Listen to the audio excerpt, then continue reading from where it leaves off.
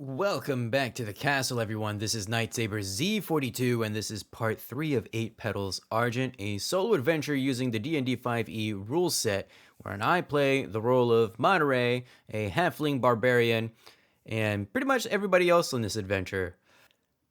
Previously, Monterey the halfling barbarian departs with Belle and heads deeper into the mausoleum. He gets lost going through winding tunnels filled with water, but eventually he comes across a path of fungi. As he attempts to run right through, he irritates the spores and breathes in a lungful. Now poisoned, Monterey must navigate through the tunnels. Alright, so we gotta roll 2d10 poisoning damage, and we also gain the poison condition, and Monterey this could actually kill him. So let's go ahead and take a roll. 2d10. Okay. Well, that's very interesting. We got ourselves a... Well, we're down to 1 HP. Let's just say that. So we got rid of our 4 other temporary hit points. And then we basically took 13 points of damage right there. So... Sorry. I had 3 temporary hit points, and so that actually did 15 points of damage right there. So we're down to 1 current actual hit point. So this is really scary. We could actually die in like the first 3 minutes of this episode.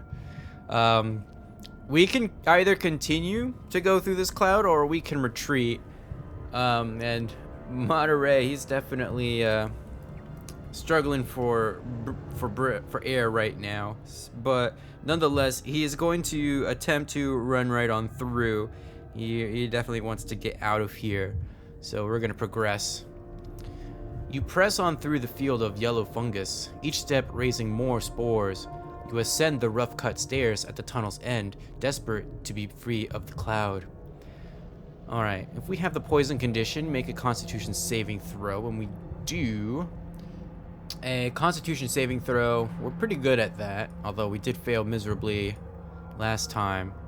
Alright, we just got a 15, so on a result of 15 or higher, you take no damage, and you lose the poison condition. And if we had failed that, we would have taken more poisoning damage, which means I would have been dead. So if we do not have the poison condition, or you manage to get rid of it, we get to progress. So let us progress, and actually... well, we'll see what happens. You see that the door at the top of the stairs has an engraved pattern like a storm cloud. Its sturdy hinges are set into the stone of the wall. The door has a heavy lock with a tiny rusted keyhole. Alright, so we get to choose from a variety of options. I don't believe we have the necessary key. So we have a star key and the sun key. So we cannot go through the door that is in front of us. I'm wondering... well, we don't have a crowbar. So we actually came here for nothing, because we can't lockpick. We don't have the cloud key. And we don't have a crowbar or anything else that can break through the door. So there we go. We're going to have to leave, go to the northwest. So, and actually right here... while we're thinking about it, Monterey is going to pull out his 2 potions of minor healings, and he's actually gonna drink them in case we run into some more spores. So that's 2d4 plus 2 points of healing that we get. We get 5 points, so that brings us up to 6, and we're gonna down the other one. Ooh, we got max this time, so that's 10, so we're actually back to full HP. So lucky us. So we're gonna have to leave and go through the northwest. So I'm actually going to edit my journal so we can remember that we've gone that way. A thick mustard-colored mold grows on the floors, walls, and ceiling here, covering the entire length of this passage, including the stairway, a stretch of about 50 feet. Wispy spores float in the air like dandelion seeds on a late summer day. Probably go southeast, because we've already run through this passage and it wasn't so good for us. You see that the door at the top of the stairs has an engraved pattern like a storm cloud. Its sturdy hinges are set into the stone of the wall. The door has a heavy lock with a tiny rusted keyhole. we go back to the door. I thought we were approaching from another area. Monterey is definitely more than confused by this point. So this is the same area. Unfortunately, we can't do anything with that. So he basically just walked down the hall and then turned right back around. Hey, we never said that he was intelligent. He has like an 8 intelligence score. So we're gonna go back to the mustard-colored moldy area. So that means we can actually check the mold. We're going to do a nature check here to hopefully identify what this mold is. We need to beat a 12, and I got a -1 for this check. So, all right, we actually rolled a 14, which makes it a 13. So if you recognize the substance, we get to proceed, and you are looking at yellow mold. This growth is the bane of adventurers the world over because it can raise a cloud of poison spores when agitated. You've never heard of yellow mold growing as thickly or covering as much surface as the field here. Going forward is a recipe for instant death. Yellow mold has 2 weaknesses, sunlight and fire. Unable to produce true sunlight, you can ignite this patch to make the tunnel passable instead. So we do get the Dark Botany event. Knowing that yellow mold is susceptible to fire, you consider burning it away to make the passage safer. So we can either burn it with our torch, or we could use a spell from afar. Unfortunately, we're a barbarian, so we don't have spells. So we're going to use our torch to basically set the room on fire. Well, good luck. So let's burn it. You light the mold and move back from it as quickly as you can. Despite this precaution, you are unprepared for the speed and ferocity with which the mold burns. You feel a blast of hot air as spores and fire billow past you, leaving a cloud of thick, toxic smoke. Alright, we get to make another Constitution saving throw. You know, by this point, you would think that we would be pretty good at making these checks. And we rolled a... Hey, look at that. We rolled a 15 this time. You have filled the corridor with a persistent cloud of toxic spores and smoke, which doesn't seem to be dispersing. Alright, so we get something's in the air. So we basically have to wait until everything is all clear.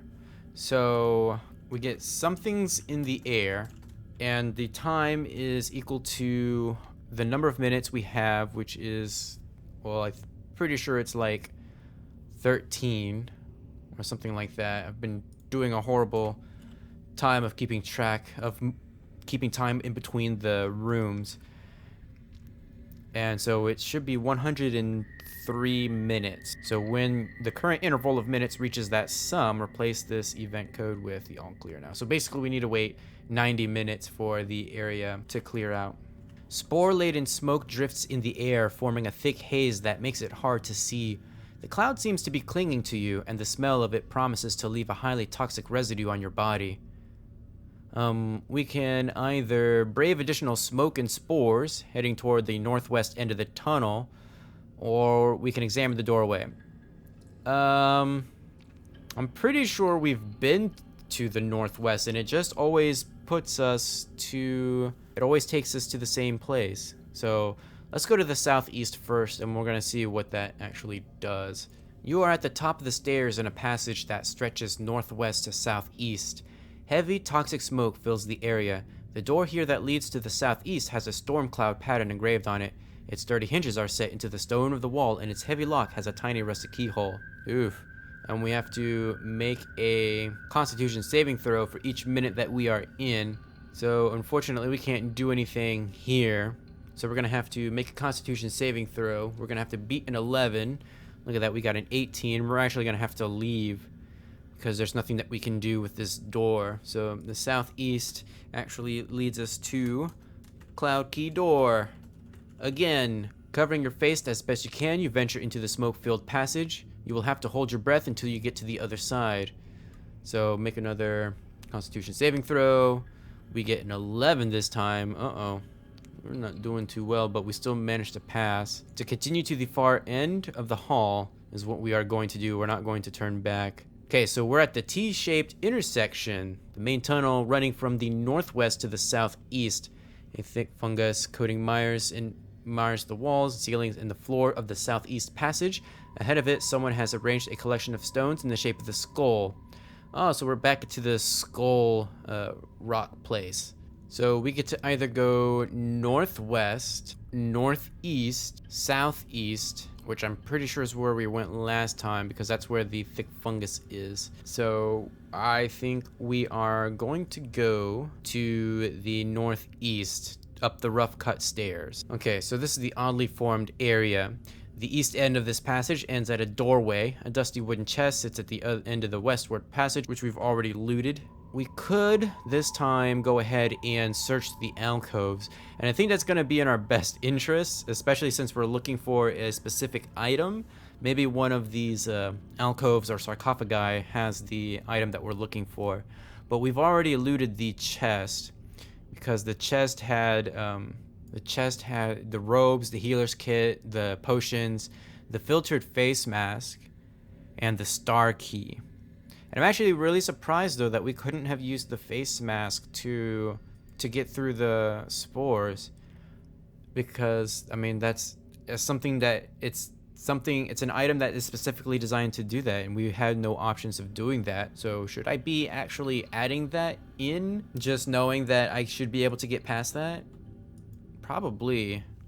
Then again, I don't think Monterey is smart enough to really tell what exactly it is. So we're gonna search each of the alcoves. So the first one, dozens of skeletons fill the alcove. Their funerary wraps are rotten, allowing random bones to fall out and settle among the skeletons below, forming a dense pile of bones and burial trinkets. Among them is an interesting but worthless egg with a bright blue shell. We are going to search thoroughly, which adds more time, which also means we get a advantage with our perception check, which is 18. We have a decoy purse. Decoy purse, it doesn't quite say. Oh wait, there's an entry here. Decoy purse. This decoy container looks like a pouch stuffed with coins. The outline of the coins is clearly visible beneath the purse's tight stretched leather. Really, the contents are a single piece of worthless metal shaped to resemble a mass of coins and stuffed into a sewn closed pouch. If worn as an obvious target for thieves, and if you are ever the victim of a successful pickpocketing attempt, you lose this item instead of your real purse. And it weighs 1 pound. We can sell this clever item for 2 gold pieces. Very interesting, that. Oh well.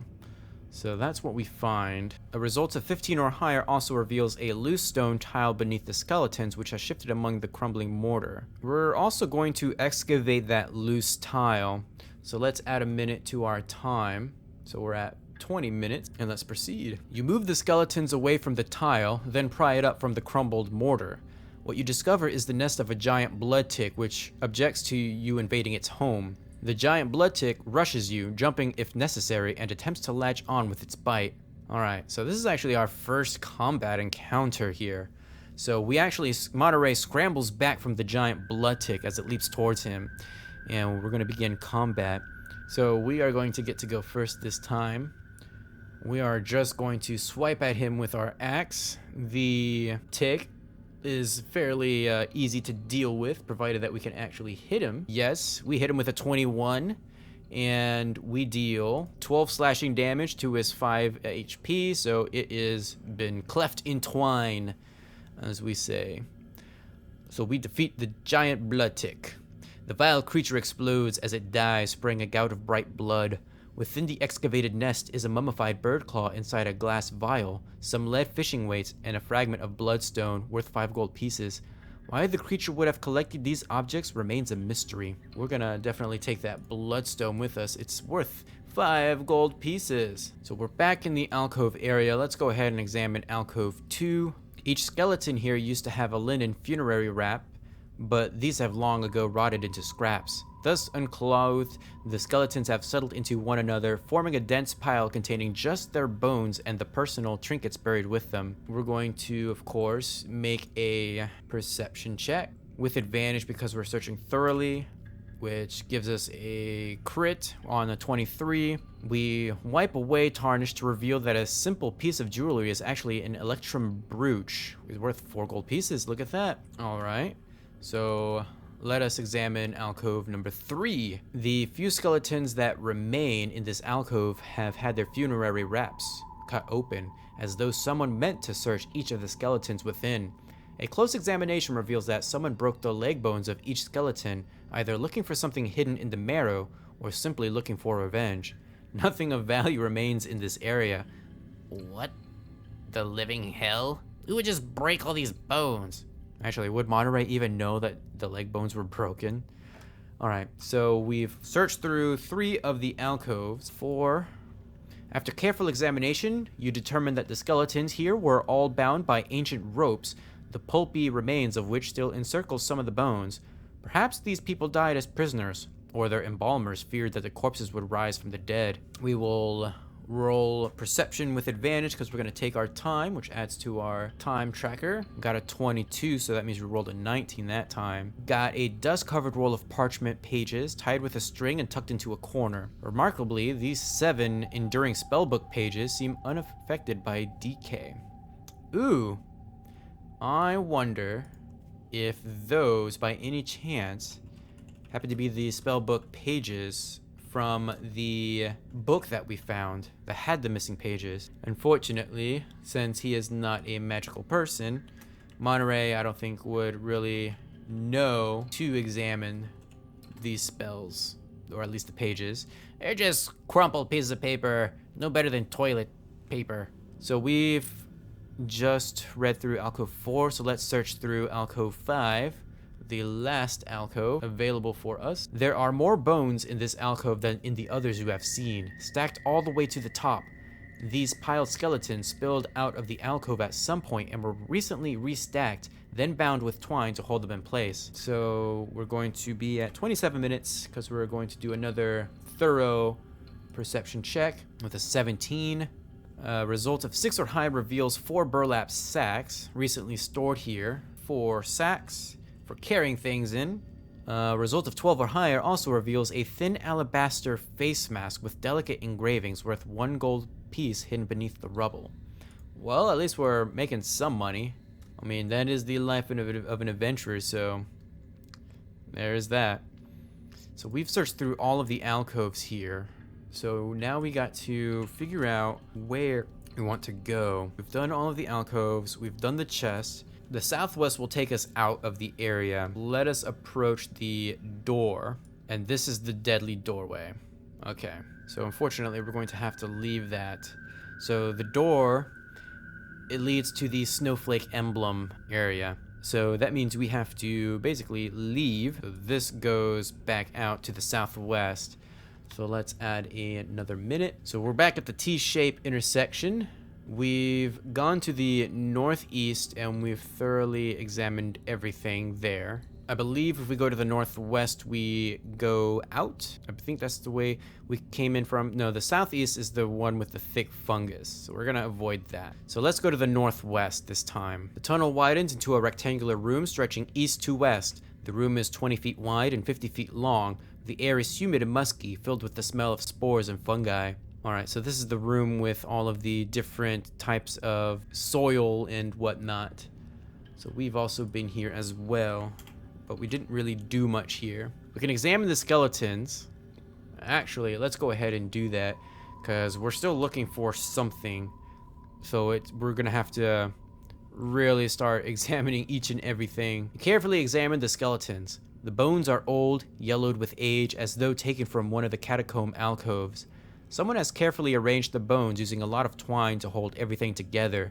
Some skeletons in standing positions and others sitting on stacks of wooden beams used as furniture. These skeletons seem posed as though engaged in a conversation, either with another skeleton or with someone who would stand in front of them. Wait a minute. I feel like I've been here before. That's because you have. We've already examined the skeletons in their weird T-shaped position. Alright.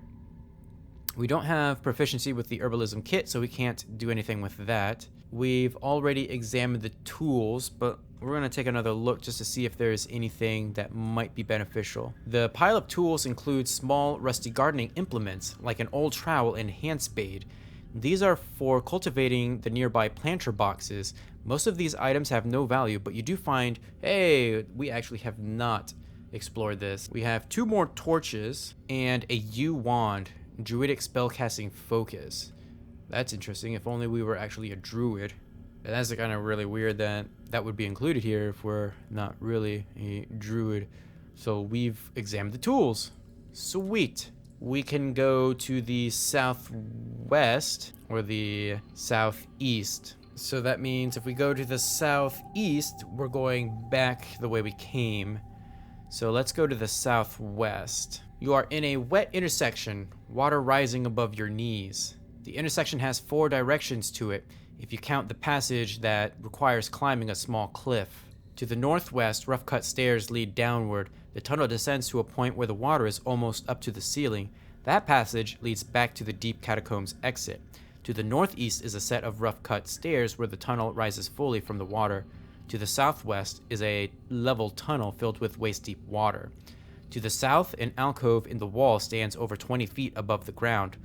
Atop the cliff, overlooking the intersection, climbing the damp cliff to reach that ledge looks like a difficult task. I believe we have also been here as well. So this is the wet intersection. So we can go to the northwest to descend the stairs to the northwest into the flooded passage, which is where the entry of the catacombs is, which might not be a bad idea. We can go to the northeast, take the dry stairs to the northeast. Let's see, if we were going southwest, that means going northeast will take us back to the area. We can go to the southwest. We can do a climb check, but we've already been directly south because we've already done this athletics check to climb up there.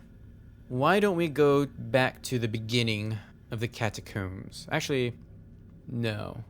Let's go southwest. Yeah, we're gonna follow the southwest tunnel. So let's do that, because I know we haven't been that way yet, unless it leads to a passageway that we've already been to, but I'm not quite sure if that's the case. This north to south passage bends to the northeast at its upper end. Brackish, stagnant water fills this area to the height of your waist. The tunnel includes 3 sepulchral doors. You see a symbol on each door naming some long-forgotten house or guild. If the sepulchers are still dry, opening their doors will let water in. We can inspect each one and perform a thorough inspection. It'll take some time. So that's what we're going to do. We're going to take 2 minutes each to inspect. So we're going to start with door number 1. Markings on this door indicate that the sepulcher beyond is reserved for members of the Dung Sweepers Guild, an organization that still exists and plies its trade throughout Waterdeep. You inspect the door and find it unlocked. However, the water in the tunnel has caused the ancient hardwood door to swell, making it time-consuming to work out the frame. Within the 10 by 20 foot sepulcher, you find ledges cut into the stone walls, each loaded with the skeletons of the dung sweepers interred here long ago. On the floor are the glass remains of several wine bottles. We're gonna go ahead and make a perception check, with advantage of course because we're searching thoroughly. We get a 12. So a result of 10 or higher reveals a dust-covered copper plaque engraved with the words, "Here lies the beggar king." Interesting. Well, we're gonna take that because it's worth 5 silver pieces. Let's check door number 2.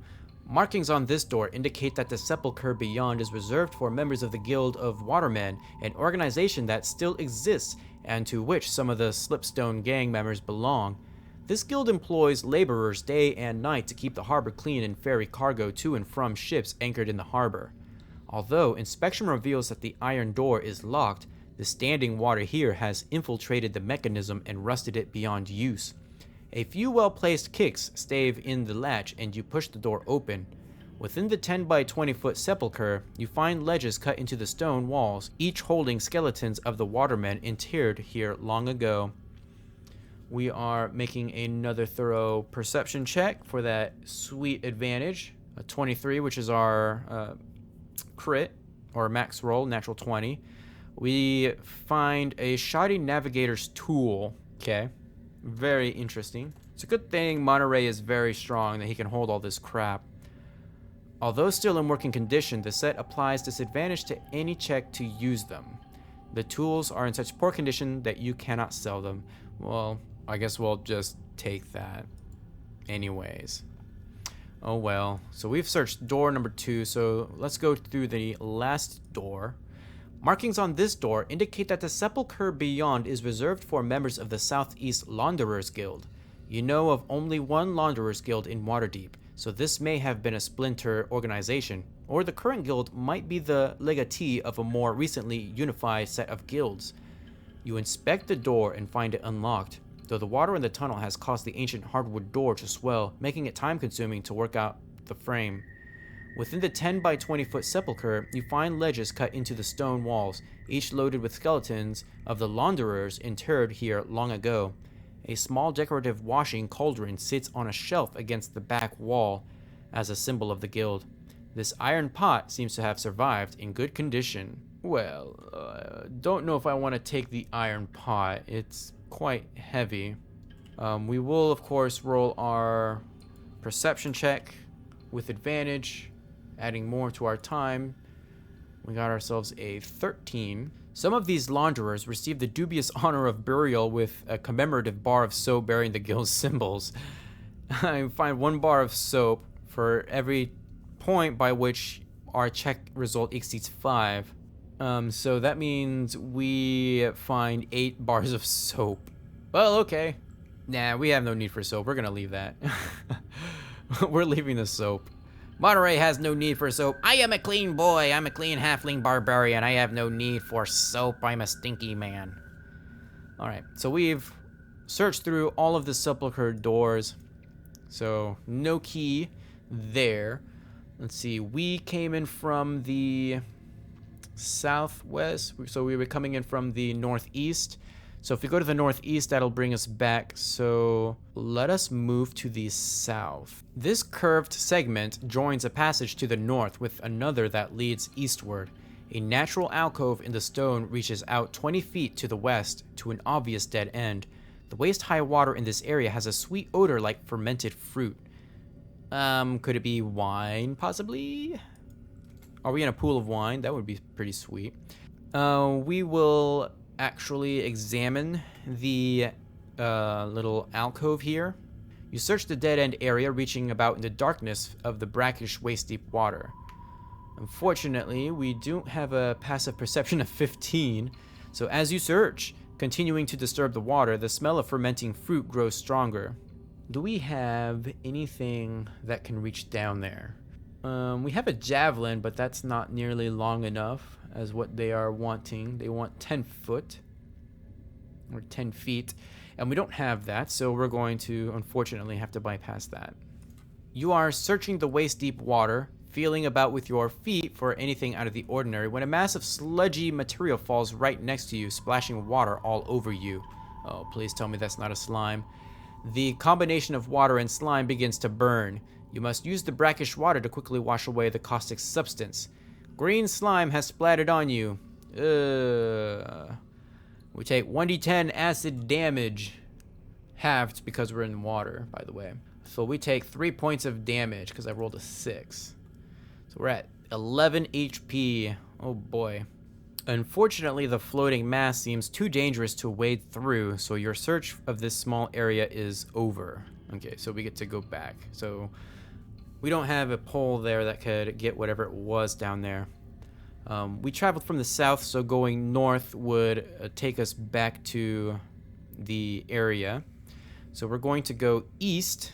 You are in a long corridor stretching east to west, filled with waist-high water. The eastern end wraps around a natural stone column, providing exits to the northeast and southeast. The northeastern passage descends into deeper water, while the southeast passage leads to a doorway. 7 catacomb alcoves line the walls, stacked with skeletons wrapped in rotten linens. The lower portion of each stack is below the waterline.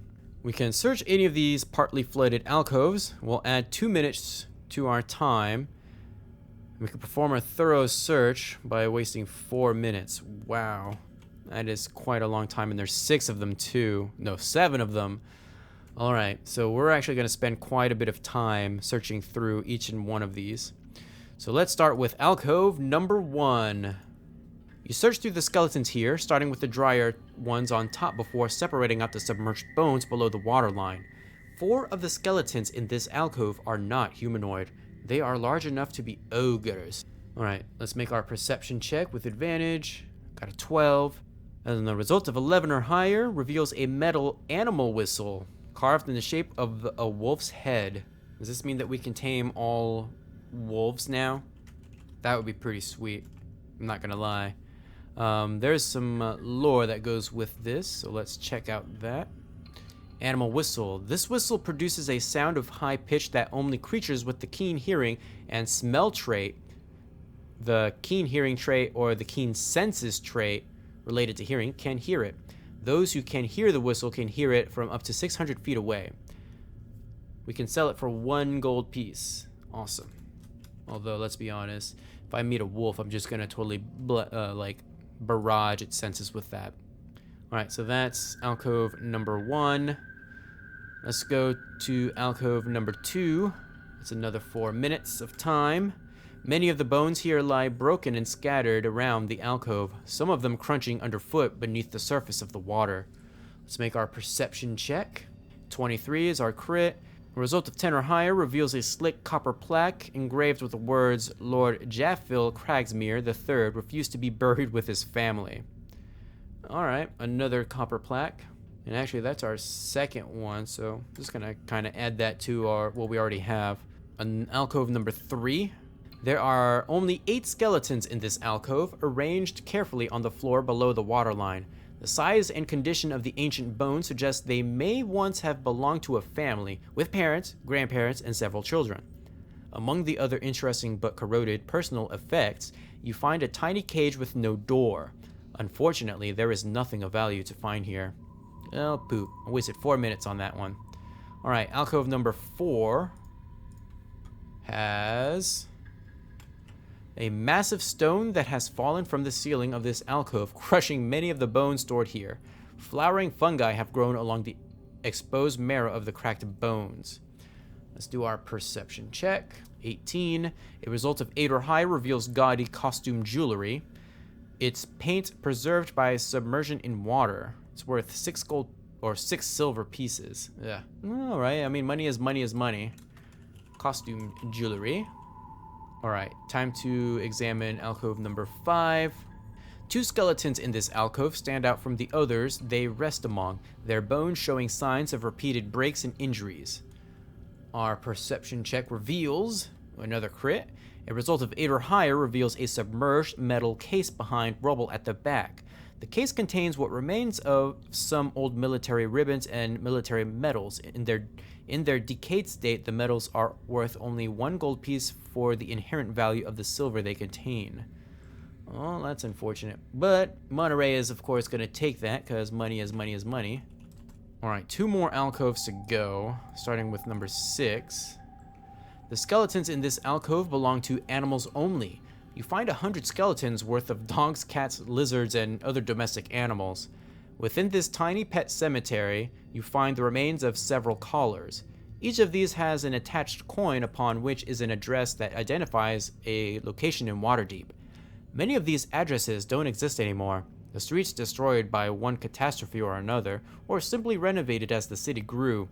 You suppose that the coin was a fashion in antiquity, a safety precaution in case a pet gets lost. Alright, so we find 4 copper pieces. Like straight up, because that's what the addresses are written upon. And we're going to make our perception check. I got a 21. A result of 12 or higher reveals another 3 copper pieces, putting us at 7 copper pieces. A result of 15 or higher also reveals 2 silver pieces. 1 more alcove to go. Alcove number 7. Can we please have a cloud key in here? Among the dry bones on the top half of the alcove, you find a metal case wrapped in leather. Within are the remnants of some barber's tools, several scalpels, tooth-pulling pliers, and some vials of what might once have been medication. Unfortunately, these have deteriorated long past usefulness. Our perception check reveals nothing. Wow. That's rather disappointing. We rolled a 16. Alright. So we did proceed from the east. So going west will take us back. We can go to the northeast or the southeast. We are going to go to the northeast. Thick moss clings to the walls here, its slimy tendrils floating in the brackish water waving with the ripples caused by your passing. The flooded way descends steeply down a submerged set of stairs. You feel your way forward until the foul water is over your head, completely filling the passage. And there goes our torch, of course. And actually, speaking of torches, we need to get rid of one of our torches because we're past the 60-minute mark here. And that would have used one of our torches. Torches only last about an hour. As you push through this fouled water, virulent bacteria assault your system. What? Make a Constitution saving throw. We got an 18. Saving throw against this disease. Cool, so we managed to stifle off the disease. From the middle of this passage, its lowest point, you can see that steep stairs also rise out of the other end. So we approach this from the northeast, so going southwest will take us back. So we are going to go to the northeast. This rectangular chamber is 130 feet long and 40 feet wide, with 3 massive square columns across its center. The room's construction is not complete. Excavated rubble remains in the area, and the western end of the chamber hosts 3 stacks of heavy timbers, never emplaced as supports for the room. Unusual fungal formations, some several feet tall, grow around these stacks. A small dusty tent of dark canvas leans against the central pillar. A circle of rubble encloses a charred spot on the floor, the remains of a long-dead cook fire. Someone camped here long ago and left these remnants behind. The sepulchres carved in the north and south walls are unfinished. Their blank iron doors, not yet installed, sit in stacks against the eastern wall. Untidy piles of rubble and refuse litter each small chamber.